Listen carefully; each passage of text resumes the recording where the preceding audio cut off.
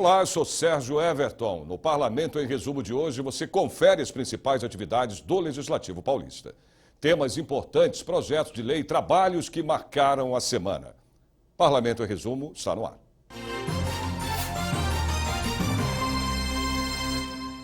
A visita monitorada dos alunos do Instituto Técnico de Barueri, professor Antônio Arantes Filho, percorreu os espaços do Palácio 9 de Julho. A visita monitorada dos alunos do Instituto Técnico de Barueri, professor Antônio Arantes Filho, percorreu os espaços do Palácio 9 de Julho, com uma parada no plenário Juscelino Kubitschek, durante o pequeno expediente da sessão ordinária. Lá eles puderam conhecer um pouco do processo legislativo e sobre o funcionamento da Casa de Leis. Nunca tinha tido um contato assim mais direto, entendeu? Primeira vez. A experiência está sendo muito boa. Foi uma experiência bem bacana, porque eu pude conhecer um pouco sobre o que acontece dentro de São Paulo, como que funcionam os projetos, como que acontecem as leis, tudo sobre a legislação, né, no caso, tudo que envolve o curso. Aqui nós podemos ver um pouco mais da prática de como acontece e não só a teoria, como a gente aprende geralmente nas aulas que tem na escola. Novidade para os alunos e também para os professores, que nunca estiveram no Palácio 9 de Julho antes. É de suma importância porque eles conheceram mais a fundo como é feito as leis que regem o nosso Estado e ter o contato direto com os nossos deputados. A gente ficou bastante feliz com a palestra, né, do presidente Capês, e sanou principalmente a dúvida que alguns já estavam comentando sobre a PEC 241, né, que fala sobre os gastos públicos. Isso que enriquece. A comitiva de Barueri, que faz parte do curso de Gestão de Políticas Públicas, foi recebida pelo presidente deputado Fernando Capês, do PSDB, que falou sobre a competição acirrada que é o mercado de trabalho nos dias de hoje. Estavam bem ansiosos por essa visita. No caso, o curso engloba, né, a administração pública, e eles queriam ter um pouco mais de contato, saber como funciona, esclarecer as dúvidas, no caso, com o deputado, né, em relação ao curso, o que pode agregar, a ligação que tem, né, do sistema público. Da administração pública, no caso, que eles passam por isso todos os dias, as matérias englobam isso, né? E eu acho que está agregando bastante para eles, porque eles estão tendo esse contato, né? Depois, eles visitaram o interior do plenário principal da casa e a sala da presidência. Eu procurei passar para eles os desafios e dificuldades que eu encontrei na minha vida, para que eles eventualmente possam aproveitar, porque a gente tem experiência, participei de vários embates, concursos, e se a gente podendo ver esses jovens e dar um conselho para eles, achei uma boa oportunidade. Eles ouviram com atenção, conheceram a casa, falamos um pouco das competências legislativas, viram a Assembleia, o plenário, o Colégio de Líderes, os órgãos internos da casa. Acho que foi de grande proveito para eles e espero que isso possa de alguma maneira ajudá-los no futuro profissional. O presidente fez questão de fazer o registro fotográfico da visita com todos os 42 alunos do Instituto Técnico de Barueri, na escadaria de acesso ao Salão Nobre. As visitas ocorrem às terças, quartas e quintas, das 14 às 15 horas, com o objetivo de os estudantes acompanharem a sessão plenária. Para agendar é necessário entrar em contato com a Divisão de Comunicação Social através dos telefones 3886-6626 e 3886-6628. Os grupos devem ter no máximo 50 alunos e todos acima de 12 anos. Nem todas as escolas se encontram com um deputado após a sessão. Campanha Outubro Rosa, o mês inteiro dedicado à prevenção do câncer de mama, principal causa de mortalidade por tumor entre as mulheres brasileiras. O caminhão da campanha da mamografia fica no estacionamento aqui da Assembleia Legislativa até o dia 30 de outubro. A abertura oficial aconteceu neste domingo e teve a presença de parlamentares e autoridades da área. Eu estou aí de prontidão para acompanhar, para apoiar, dar todo apoio. Hoje é o dia dos meus netos, né? Quando eu sair daqui, eu vou ficar com eles, mas eu preferi vir aqui acompanhá-lo, dar todo o apoio, porque acima de tudo está a vida. E se nós não tivermos essa preocupação de darmos as mãos, e a campanha foi muito bem feita, foi muito bem justa, vamos dar as mãos, é dando as mãos, é trocando informações, é trocando orientação, é correndo, sentiu alguma coisa, vai para o médico. A saúde e principalmente o cientista, Deus deu esse dom ao médico para isso, para que nós possamos, sentindo alguma coisa, ir para cima, verificar, para que nós possamos combater essa doença que ela é tão ingrata no planeta. A atividade é uma parceria entre a UNACAM, a União e Apoio ao Combate do Câncer de Mama, a Sociedade Brasileira de Mastologia e a Assembleia Legislativa do Estado de São Paulo, junto ao NAI e o ILP, que abrem as atividades do Outubro Rosa. Onde há interesse do povo, do cidadão, da mulher, do homem, o NAI estará presente. Várias ONGs, entidades nos ajudando, nós estamos dando suporte administrativo aqui para que isso ocorra. E estamos muito orgulhosos por isso. A mamografia é um exame de imagem como um raio-x das mamas, imprescindível para a detecção precoce do câncer de mama. O câncer de mama é o câncer mais comum entre as mulheres no mundo e no Brasil, depois do de pele, não melanoma, respondendo por cerca de 25% dos casos novos a cada ano. O câncer de mama também acomete homens, porém é raro, representando apenas 1% do total de casos da doença, segundo o Instituto Nacional de Câncer. Exatamente, estamos aqui exatamente assim, ó, de mãos dadas, lado a lado, justamente para conscientizar toda a população o quanto é importante a prevenção, é importante fazer os exames. E eu tenho o costume de dizer que só entende quem já passou por essa doença e conseguiu vencê-la, ou quem teve um caso na família. Como vocês sabem, aqui as pessoas que estão aqui no entorno, a minha avó faleceu de câncer, o meu pai também sofreu com essa doença e foi realmente uma fase muito difícil para nós. Então, as pessoas que já passaram por isso devem sim ter essa iniciativa de conscientizar as outras pessoas que não têm dimensão do quanto essa doença é cruel. Mas estamos aqui justamente para fazer isso. Câncer de mama, a luta de prevenção ao câncer tem que ser 365 dias.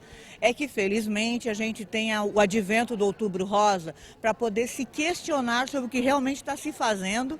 E mais do que tudo, dia 19 nós vamos estar aqui numa audiência pública com os parlamentares, falando sobre políticas públicas voltadas para a questão da prevenção do câncer de mama. O caminhão ficará no estacionamento da Assembleia Legislativa de São Paulo até dia 30 de outubro e funciona aos finais de semana. Só lembrando a você que para fazer o exame gratuito é necessário fazer o agendamento através do site, que é o bit.ly/mamografia gratuita Outubro Rosa 2016. Representantes da Polícia Civil do Estado de São Paulo estiveram reunidos no plenário Juscelino Kubitschek aqui da Assembleia para uma sessão solene em homenagem à categoria. A sessão foi aberta pelo deputado pelo PSDB e presidente da Assembleia Legislativa do Estado de São Paulo, Fernando Capês. Eu parabenizo o deputado Itamar Borges por essa importante iniciativa.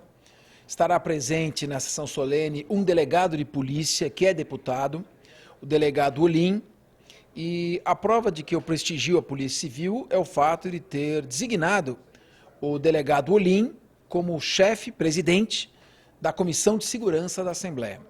A Polícia Civil é a polícia judiciária encarregada da investigação técnica das infrações penais e de municiar a justiça dos elementos necessários para a persecução penal. Desde 1808, foi fundada a Polícia Civil com o inspetor Viana, o primeiro chefe de polícia do Brasil.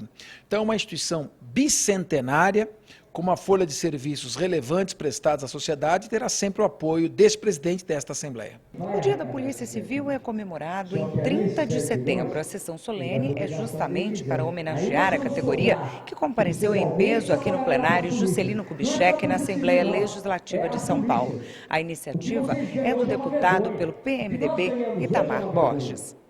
Sempre é importante destacar esse 30 de setembro, que é o dia que se comemora o Dia da Polícia Civil, e eu tenho tido o privilégio. Eu que, como prefeito, tive uma relação muito próxima com a polícia. Quando cheguei na Assembleia, fiz questão de estar sempre propondo essa sessão solene. Todos os anos é esse sucesso, com a presença do secretário, do delegado-geral, de policiais de todas as carreiras e das entidades. para prestar essa homenagem e reconhecimento a tudo que vem sendo desenvolvido, desempenhado pela Polícia Civil a cada ano, na redução da criminalidade, no fortalecimento desse trabalho e também nas lutas, nas reivindicações da melhoria de condições de trabalho e da própria valorização profissional. A Assembleia Legislativa, juntamente com o presidente Capês, com o delegado Olim, com os demais colegas, realizamos este momento, e eu tenho o privilégio de ter essa iniciativa, para fazer o mínimo, que é prestar uma homenagem da Casa do Povo do Estado de São Paulo, que é a Assembleia, aos nossos bravos policiais civis e heróis que com certeza orgulham a Polícia Civil e orgulham o povo de São Paulo. O deputado delegado Olim, do PP, também participou da solenidade. A cobrança que estão vindo aqui, pessoas que passaram o concurso e não são chamadas, a Polícia Civil está velha, então nós precisamos dar uma chacoalhada para ela voltar. Além de tudo, ela trabalha, então ela precisa mudar, está faltando gente, efetivo pequeno, a criminalidade está aí, a criminalidade é avançada, então eu tinha que falar o que eles não podem falar. Então eu falei na boa, cobrei com educação, com respeito, tenho amizade pelo governador, tenho amizade pelo secretário de segurança, só que não dá para ficar mais passando a mão do jeito que está. Eu cobro e vou continuar cobrando. A importância do trabalho da Polícia Civil foi destacada pelo secretário de Estado da Segurança Pública, Magno Alves Barbosa Filho, e pelo delegado-geral da Polícia Civil em exercício, Júlio Gustavo Vieira Gebert. Os policiais civis sempre merecem um reconhecimento. É muito importante. O serviço policial não é pródigo em reconhecimento, muito pelo contrário, a gente trabalha muito e o reconhecimento é muito pouco. Então, qualquer forma, né, que a sociedade reconheça o nosso serviço, eu acho que aqui na Assembleia Legislativa, que é realmente a Casa do Povo, você receber um reconhecimento é muito importante. Eu acho que hoje é um dia de alegria, sim. É um momento muito especial, é um momento de reconhecimento do trabalho desses homens e mulheres que batalham o dia inteiro para oferecer para a população de São Paulo o que há de melhor em termos de segurança pública. E a Assembleia Legislativa de São Paulo presta homenagem em sessão solene aos 70 anos da Igreja do Avivamento Bíblico. A iniciativa partiu do deputado Coronel Telhada, do PSDB. A igreja está reunida e seus integrantes têm sempre um foco bem definido: o avivamento. A nossa igreja é uma igreja pentecostal, um movimento que nasceu na Igreja Metodista em 1946, e 3 jovens cheios do Espírito Santo deram início a esse movimento que se tornou a Igreja Evangélica Avivamento Bíblico, que é um movimento de congraçamento, unidade e comunhão com Deus. Nascida na cidade de São Bernardo do Campo, a Igreja Evangélica Avivamento Bíblico completa 7 décadas de existência. Possui no Brasil cerca de 930 templos. A igreja conta com ações nas áreas culturais, sociais e com foco principal na educação cristã. O avivamento bíblico ele tem muito forte a questão da oração, por isso uma igreja pentecostal que crê nos dons do Espírito Santo, e também é muito forte a questão da palavra. Então a nossa base é a palavra. É a nossa regra de fé. O deputado Coronel Telhada, do PSDB, que conduziu toda a sessão, foi o proponente da homenagem solene. Eu entendo que a igreja é um dos melhores caminhos para nós termos a nossa juventude controlada, a nossa juventude evoluída. A espiritualidade faz bem para todo mundo. Aliás, falta muito isso no Brasil. Eu acho que o Brasil chegou, infelizmente, onde ele chegou, porque se esqueceu de Deus em primeiro lugar. E a Igreja Avivamento Bíblico tem feito esse trabalho forte em todo o Brasil, aqui em São Paulo, através do pastor Zé Carlos e outros pastores que têm trabalhado forte. Então nós fizemos agora, dia 7 de setembro, a igreja completou 70 anos. E quando eu estava no evento, em comemoração dos 70 anos, conversando com os pastores, sugerimos fazer um evento aqui na Assembleia Legislativa, comemorando, trazendo a igreja para dentro da Assembleia e dizendo muito obrigado a todos esses homens e mulheres que têm ajudado o Brasil, têm ajudado São Paulo a desenvolver essa espiritualidade, a evangelizar as pessoas e fazer com que o nosso país seja melhor. Então a Assembleia aqui hoje está dizendo muito obrigado a todos os membros da Igreja Avivamento Bíblico. Não saia daí, o Parlamento em Resumo volta já.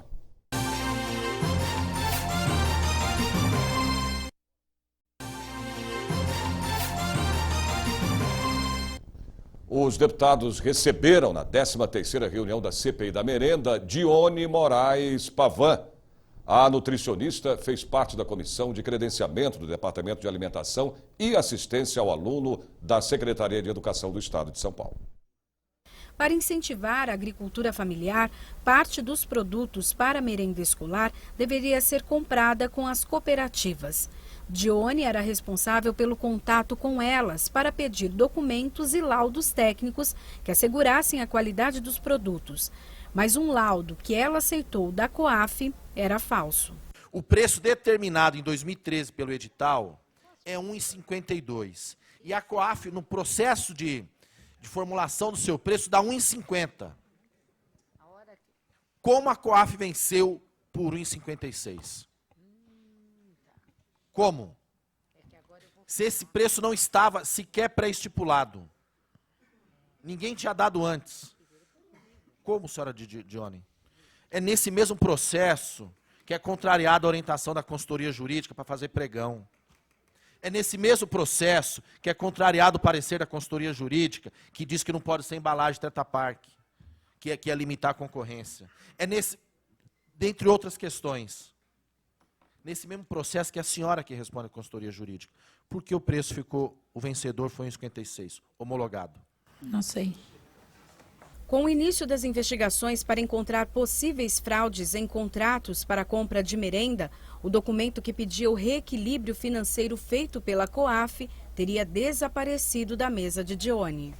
O documento seria esse aqui?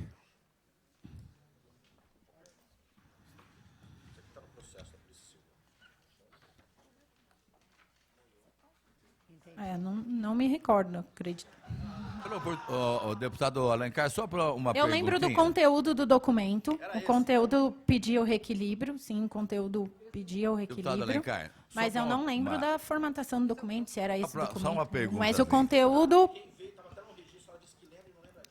Como eu te disse, eu lembro porque quando o documento sumiu, houve um grande movimento de procurar o documento, de saber onde estava o documento, e aí foi levantado o caderno por quais pessoas passaram. Por isso eu sei dizer por quais pessoas ele passou. Um documento importantíssimo some justamente quando começa a aparecer as informações públicas sobre a máfia da merenda, né? E ela disse que sumiu, ela tinha sido a última pessoa a ter visto, que estaria na mesa dela e que sumiu. Muito estranho, né? Esse documento é esse documento aqui, transcrito, que está também no processo, né? E de repente some, onde ele faz o pedido, aqui foi conseguido através de e-mail, que foi quebrado o sigilo, né? E ela disse, ó, nunca, ela está lá 7 anos, falou, nunca assumiu um documento, e justamente esse, de extrema importância, onde o chefe de gabinete da educação e o chefe de gabinete da Casa Civil, mais o representante da COAF, combinam por telefone e tem gravações sobre esse documento, como fazer, o que não escrever, como pedir, e de repente some, quer dizer, um absurdo, demonstrando que havia outras pessoas na Secretaria de Educação, havia um esquema lá dentro para favorecimento das empresas e havia um esquema que envolvia diversos funcionários com influência política. O lobista Marcel Ferreira Júlio foi convocado novamente pela CPI. Desta vez compareceu, mas por ter delação premiada, pediu que o depoimento fosse a portas fechadas, só com os deputados. Mas tanta expectativa durou pouco. O senhor se comprometeu a depor aqui, o senhor aceita depor para essa comissão? Vou me reservar o direito dado pelo tribunal de permanecer em silêncio. Depois das oitivas, os deputados votaram a pauta do dia. A comissão vai pedir a quebra de sigilo fiscal, bancário e telefônico de Jeter Rodrigues Pereira, funcionário da Assembleia Legislativa de São Paulo, e César Augusto Lopes Bertolino, vendedor da COAF. Primeiro foi ouvida a outra Dione, né, que havia sido citada na reunião passada, e ela infelizmente não contribuiu em nada. Existe até muitas evidências de que ela possa até ter mentido essa comissão. Em segundo, do Marcel, nós fomos surpreendidos porque ele havia nos dito que viria aqui para prestar o depoimento à comissão, mas chegando aqui se reservou o direito de ficar calado, embora tenha tenha chegado a essa comissão o depoimento feito por ele no Tribunal de Justiça do Estado de São Paulo, que acredito que vai ajudar a embasar um pouco, primeiro, a primeira delação que ele fez e, segundo, com essas perguntas e respostas feitas, ajudar a entender um pouquinho mais toda a estrutura. E aí, obviamente, verificar, porque existem muitas contradições entre aquilo que ele fala e que muitas testemunhas falam. Então tem que se verificar quem é que está falando a verdade. A próxima reunião da CPI da merenda vai acontecer na quarta-feira, às 9 da manhã. O Dia Nacional da Fisioterapia e da Terapia Ocupacional foi homenageado aqui na Assembleia Legislativa. Vários profissionais da área também receberam um certificado pelos trabalhos prestados à profissão. A iniciativa foi do deputado Antônio Salim Curiati, do PP. O parlamentar foi representado por Salim Zugaibe. Nessa condição, em nome do nobre deputado Antônio Salim Curiati, que requereu essa sessão solene, e em nome do presidente desta Assembleia, Fernando Capês, declaro aberta essa sessão. A comemoração também é pelos 47 anos da profissão. Para nós é muito importante, porque São Paulo representa quase 1/3 dos profissionais do Brasil, de fisioterapeutas, e também uma boa proporção de terapeutas ocupacionais. Somos profissionais da saúde, dedicados ao bem-estar e à recuperação funcional dos nossos pacientes. Trabalhamos na promoção e na prevenção da saúde. E como todo profissional da saúde, precisamos sim melhorar em alguns pontos, e eu acho que nós buscamos isso enquanto sistema. Trabalhar com sinergia para que a gente possa melhorar a qualificação dos nossos profissionais de forma permanente, porque é de uma responsabilidade fundamental estar atualizado em saúde e os desafios são muito grandes, A fisioterapia como profissão começou com os feridos das 2 guerras mundiais. Foi então que surgiu a necessidade de um trabalho de reabilitação para reinserir essas pessoas afetadas em uma vida ativa. No Brasil, a profissão teve início na Santa Casa de São Paulo, em 1929. A vice-presidente do Conselho Federal falou sobre o amor ao trabalho. Para a terapia ocupacional, essa é uma data muito importante.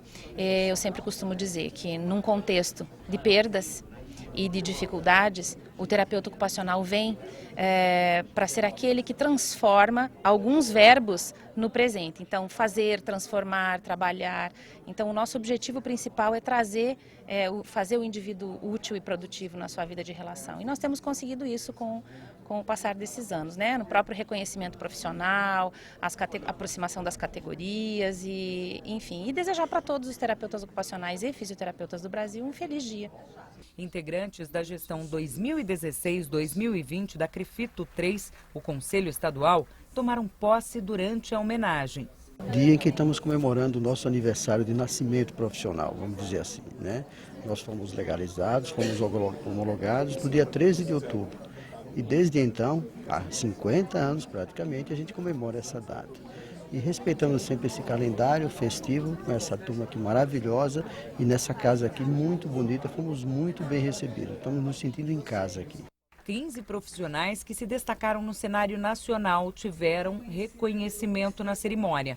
Sandra Maria Galego esteve entre eles. Esses momentos de celebração, eles são marcos importantes para a gente poder retomar essa trajetória profissional e, ao mesmo tempo, reafirmar o compromisso desses profissionais no sentido de um oferecimento de cuidado, de atenção à população brasileira, tendo como, digamos, pressupostos um certo não, espero que bastante, compromisso ético, compromisso técnico e compromisso político. A Assembleia Legislativa cedia a cerimônia de encerramento dos workshops para o desenvolvimento do turismo 2016. O deputado Itamar Borges, do PMDB, prestigiou o evento, que é apoiado também pelo deputado Edmir Chedid, do Democratas. Ao todo, 170 gestores municipais de estâncias turísticas do estado de São Paulo participaram dos treinamentos, que contou também com representantes da iniciativa privada do setor. Essa oficina ajudou muito a focar realmente no que o município precisa para desenvolver o seu poder, o seu potencial turístico dentro do município. Foram 20 workshops desenvolvidos pelo Senac São Paulo em parceria com a Precesp, Associação das Prefeituras das Cidades Estâncias do Estado de São Paulo, com apoio também da Assembleia Legislativa. Durante 11 meses, eles desenvolveram 10 temas nos workshops realizados em São José dos Campos e na cidade de Águas de São Pedro. Esses 10 temas eles nasceram no diagnóstico realizado em 2015, no primeiro semestre, junto também às instâncias.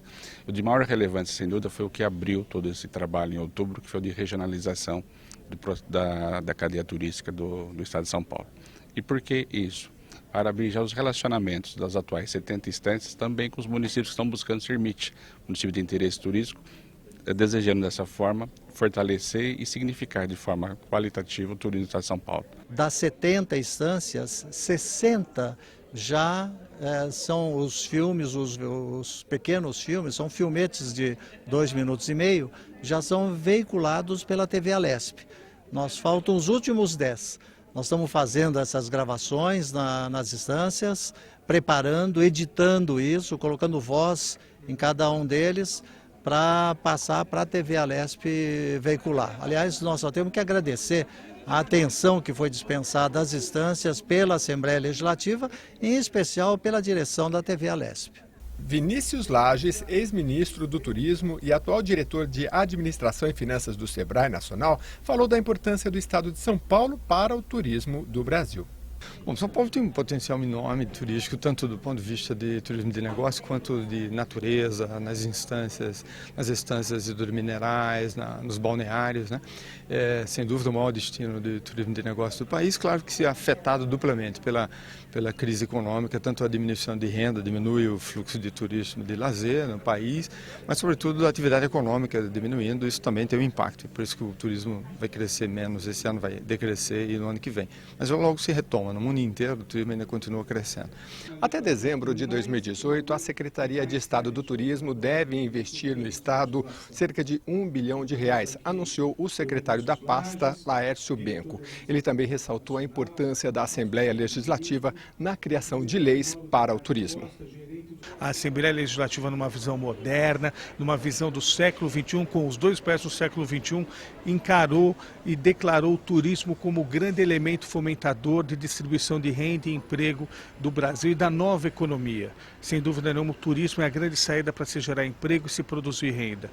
E também nos deu uma outra lei que permite, enfim, que São Paulo volte a fazer propaganda do seu estado, do nosso estado, fora dos nossos limites territoriais, porque até agora éramos proibidos disso. Então São Paulo vai poder voltar a competir em pé de igualdade, e quando se trata de São Paulo sempre é em pé de superioridade, porque nossas belezas são maiores, a nossa competência é maior e nós temos condições sim de fazer o turismo ser muito desenvolvido aqui. Bastava podermos divulgar isso fora do território paulista, e agora podemos voltar a fazer isso graças a outra lei de iniciativa da Assembleia Legislativa de São Paulo, com o apoio do governador Geraldo Alckmin. O deputado Itamar Borges, do PMDB, representou no evento o presidente da casa, deputado Fernando Capês, do PSDB. O presidente Capês tem colocado a Assembleia à disposição do fomento ao desenvolvimento econômico no Estado de São Paulo. E o turismo tem um potencial fantástico. Um dos chamariz e impulsionador disso é a recente lei aprovada pela Assembleia e sancionada pelo governador, que criou a categoria de município de interesse turístico.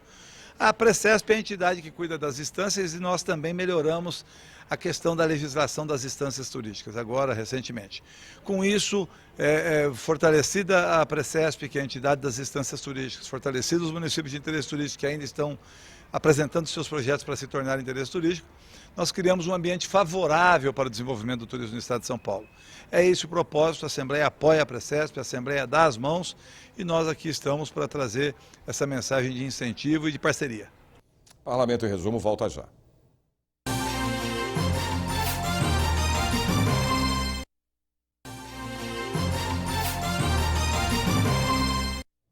A Lídia dedicou boa parte da vida para cuidar de 45 filhos. Ela foi mãe solidária na organização Aldeias Infantis SOS Brasil.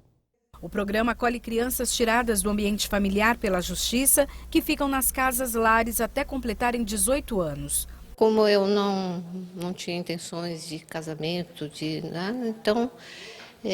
surgiu, acabei sabendo das aldeias infantis e me interessei bastante, assim, porque eu gosto muito de criança. Foi gratificante, né? E ter a oportunidade de me sentir mãe, então foi muito bom. A Aldeias Infantis SOS Brasil é uma organização não governamental sem fins lucrativos criada na Áustria para acolher crianças órfãs vítimas da Segunda Guerra Mundial de 1949.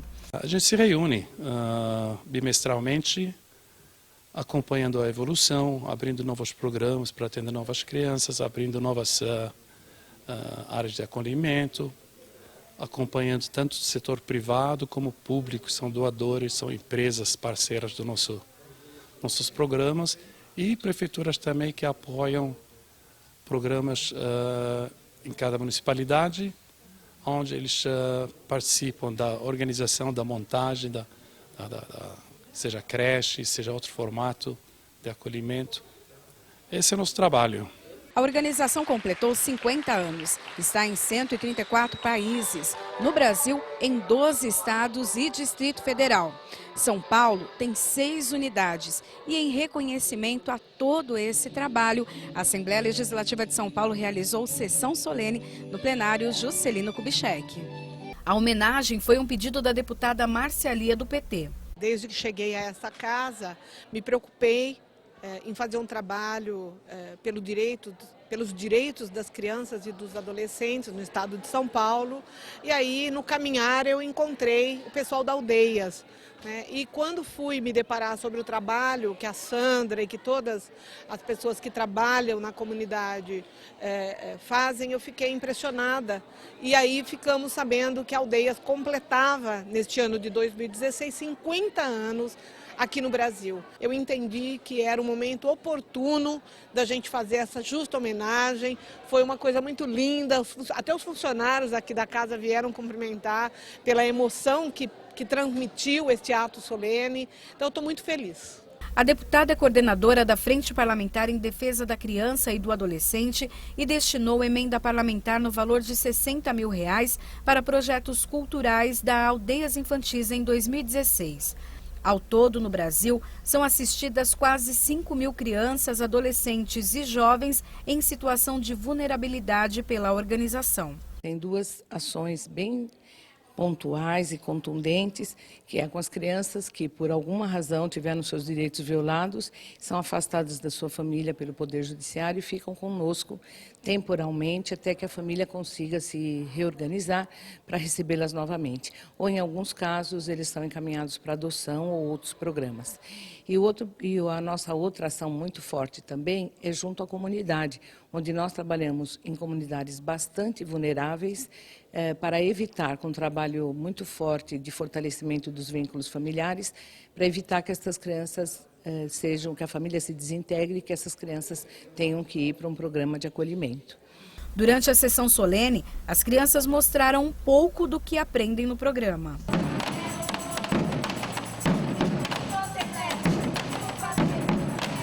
E 3 pessoas foram homenageadas. Lígia foi uma delas, além da mãe social Marli da Silva e do assessor da unidade de Interlagos, Wagner Luiz Rocumbach. Meu trabalho é com elas, né?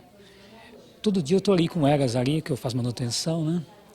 E é muito bom. A homenagem eu estou recebendo, fico muito feliz porque são 23 anos, né, que eu estou ali e eu estou muito feliz. A diretora da organização ressalta a importância do apoio do Parlamento Paulista.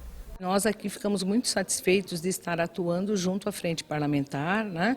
Agradecemos profundamente, né, a deputada Márcia Lia e aos outros parlamentares que compõem a Frente, na perspectiva de que juntos possamos trabalhar e atuar ainda mais na mobilização das crianças, porque nós adultos sempre incorremos, na minha opinião, num grande equívoco, que é legislar e pensar, né, ações para as crianças sem ouvi-los. Então, a partir do nosso apoio, da nossa integração junto à Frente, a nossa proposta, que foi acolhida pela Frente com outras entidades também, é dar voz a essas crianças. Porque assim, o mais importante é ouvi-los, é que eles participem e sejam protagonistas das suas próprias histórias. A gente tem que homenagear os trabalhos e aquilo que efetivamente contribui com a nossa sociedade brasileira. Cuidar das nossas crianças, cuidar dos nossos adolescentes que estão em situação de vulnerabilidade é imprescindível. Então, eles cumprem um papel fundamental na sociedade brasileira. Poder contar com entidades como Aldeias, para nós, é fundamental. Então, estou muito feliz. Muitas mulheres vítimas de violência não sabem como ter acesso à justiça. O tema foi debatido na Assembleia Legislativa dentro do 3º Seminário de Estudos Espaço Mulher e Espaço Homem 2016.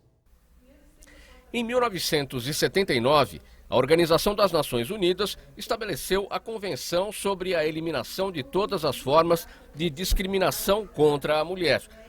A Constituição Brasileira de 1988 é um marco na luta pela igualdade de gênero e pela emancipação feminina. Mas a ampliação do acesso à justiça pelas mulheres ainda é um desafio a ser enfrentado. O seminário realizado na Assembleia Legislativa debateu os obstáculos que impedem as mulheres de exercerem seu direito de acesso à justiça. O encontro foi coordenado pela ativista dos direitos humanos, Elizabeth Mariano, que mantém conteúdo na internet que trata do comportamento feminino e masculino. O que a gente percebe assim é que ajudamos muitas entidades também classistas, intercambiamos com elas, como agora é um trabalho interessante de intercâmbio entre classes. Trazemos muitas autoridades que são assuntos assim específicos, não é? Então trazemos para dentro da Assembleia. Por quê? Porque o custo para nós é um pouco menor. Para trazer esses especialistas, haja visto que está dentro da Assembleia Legislativa. Muitos, às vezes, nem tiveram essa oportunidade ainda e são gratos. Então, eles trazem suas pesquisas, que nós mais ou menos discutimos o tema. Eles vêm, assumem, falam, tudo como voluntário, não é? Como voluntárias e trazemos, então, os seminários do Espaço Mulher. Aí, esses temas, muitas vezes, já são divulgados anteriormente ou posteriormente. Também fazemos entrevistas, pelo portal. E assim, quer dizer, fazemos um casamento de todas as formas de comunicação.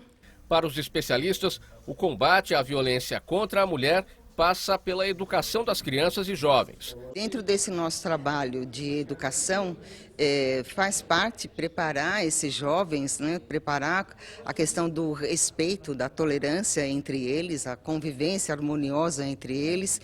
E hoje nós desenvolvemos um projeto mundialmente, é uma parceria da Associação Mundial de Bandeirantes com a ONU, que é um projeto contra a violência de meninas e mulheres. E até a ideia desse projeto é porque a Associação Mundial hoje tem uma abrangência de 10 milhões de bandeirantes no mundo inteiro. Então, esse projeto está sendo desenvolvido no mundo inteiro, em diversos países.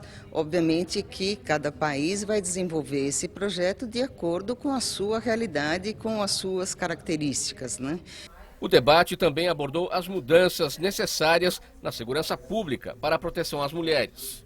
Nós temos feito um acompanhamento muito próximo em Brasília dos projetos que tramitam em relação às questões de segurança e também de acesso à justiça de uma forma geral. No caso específico das mulheres, nós tivemos uma experiência no trato com os problemas específicos das mulheres policiais, no primeiro momento policiais federais, mas como o nosso modelo serviu para as entidades que também têm muitas mulheres nos seus quadros, como a Polícia Rodoviária Federal, as polícias civis e militares. Então houve uma adesão em massa em torno dessa forma de trabalhar e de olhar com muita distinção o problema da mulher. Partiu do problema da mulher policial, mas hoje acabou que nós estamos empenhados em outras discussões, por exemplo, como a Lei Maria da Penha, que já está em tramitação no Senado, em fase final. Então, nós resolvemos trazer essa experiência aqui para a Alesp, nessa discussão agora, e com certeza nós vamos tentar contribuir com as discussões aqui na Alesp, que já também tramitam. Cartola é homenageado em um musical que celebra os 100 anos do samba. Cada semana, um convidado especial reverencia o grande mestre do gênero. Mestre Sala e porta-bandeira! Produção completa, onde o verde e o rosa ganham destaques para contar no pé no gingado e nas canções a vida do compositor e cantor Cartola. O elenco é dinâmico, se apresenta em uma quadra de escola de samba, que lembra totalmente a Estação Primeira de Mangueira. O enredo é a extensão das fases da vida de Cartola, misturadas com as emoções que ficaram eternizadas nas músicas. Foram 3.000 candidatos do Brasil afora, selecionamos 500 pessoas e chegamos a 18 atores e 8 músicos. É muito importante nesse momento de empoderamento do país que a gente está colocando 18 atores negros, numa situação política, a gente colocar este elenco, 18 atores negros, numa situação que a gente está vivendo hoje, ainda mais tendo o Cartola como nosso grande ícone. O Cartola está no ambiente que morou e onde fez história, que está relacionado com a trajetória dos 100 anos do samba. O próprio Cartola já é um grande exemplo, já é uma poesia personificada.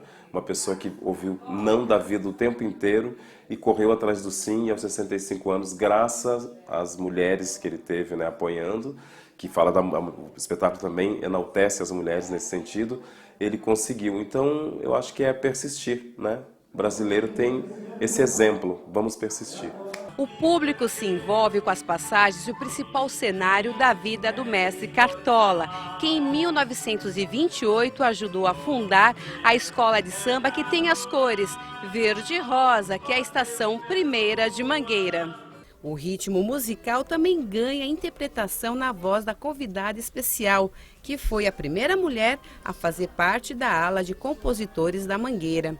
Graças a Deus eu tive a oportunidade de conhecer o Cartola, fizemos um programa de televisão juntos, né, ainda em preto e branco. Eu considero, na verdade, o primeiro DVD da minha vida, porque eu não tinha nem gravado o primeiro LP e já tinha feito um programa com ele. Cantei na casa dele, primeira vez que eu fiz um verso de partido alto foi no quintal da casa dele, de Dona Zica, com candeia presente, né, e uma pessoa muito simples. Eu fiz 3 shows com ele, porque nós lançamos primeiro o LP na mesma época. Né? Ele, depois de 60 anos, lançou o primeiro LP pela gravadora Marcos Pereira. E eu também estava lançando. Então nós fizemos shows no Rio de Janeiro, em Minas Gerais, no Paraná e no Rio Grande do Sul. Então isso para mim foi uma coisa muito importante. São Paulo hoje tem uma coisa muito boa, que são as comunidades de samba, em que você encontra aí nas periferias, entendeu? As pessoas fazendo suas rodas de samba de forma independente, sem participação de dinheiro público, nada disso. Eles se reúnem, fazem um samba maravilhoso e é uma coisa que tem inclusive um trabalho social, porque independente deles fazerem música, eles fazem distribuição de alimentos, eles fazem, sabe, campanha do agasalho, eles trazem crianças e jovens também para poder ouvir músicas inéditas. Então, eu fico muito feliz de saber que está havendo nesse momento uma recuperação, sabe como é que é? O pessoal está fazendo uma coisa de forma espontânea e está muito bonito, as comunidades de samba. Tem uma definição do Martim da Vila que eu acho fantástica, ele diz que o samba é a música da alegria. Onde você está e onde tem alegria, o samba está presente. Isso é em qualquer situação. Sempre que o samba está presente, tem alegria. Preste atenção, o mundo é um moinho, vai triturar teus sonhos tão mesquinhos, vai reduzir as ilusões a pó. Grande Cartola, né? Parlamento em Resumo termina aqui. Nós voltamos na semana que vem com mais informações para você. Até lá.